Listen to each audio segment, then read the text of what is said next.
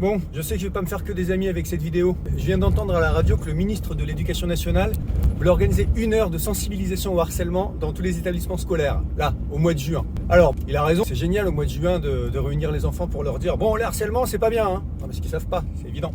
Moi, ça fait des années que j'interviens en théâtre forum dans les collèges, dans les écoles primaires, autour du harcèlement scolaire. Et c'est sûr qu'1 heure de sensibilisation, c'est parfait pour qu'ils comprennent. Évidemment, je suis ironique, hein.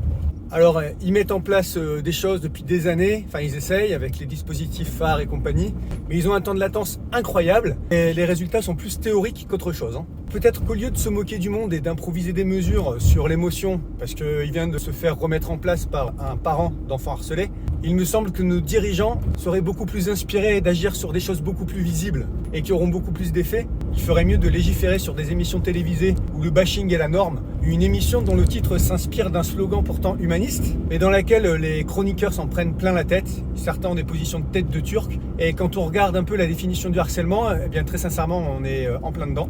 Alors évidemment, les chroniqueurs, sur le moment, ils disent que tout va bien, ils sont consentants, mais regardez un peu la presse et vous verrez que quand ils sortent des émissions de Monsieur H, eh bien ils finissent par reconnaître que non, il n'était pas si consentant que ça, et en fait, ils ont passé des années qui n'étaient pas très agréables.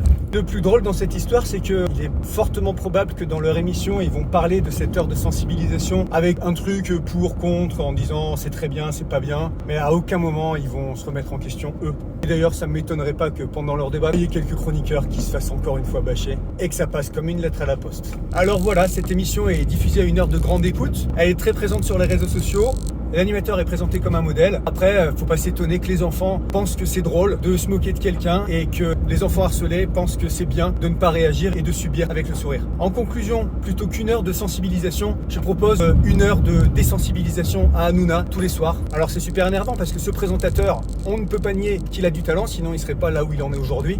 Mais c'est triste de voir que son talent est utilisé de cette manière-là pour faire du mal à d'autres personnes. Et j'ai du mal à croire qu'il ne réalise pas à quel point il peut faire du mal à notre société. Donc s'il pouvait revenir à son humour des débuts, quand il n'avait pas encore besoin de bâcher tout le monde pour exister, tout le monde s'en porterait mieux, ses chroniqueurs lui-même et probablement l'école tout entière. Bisous!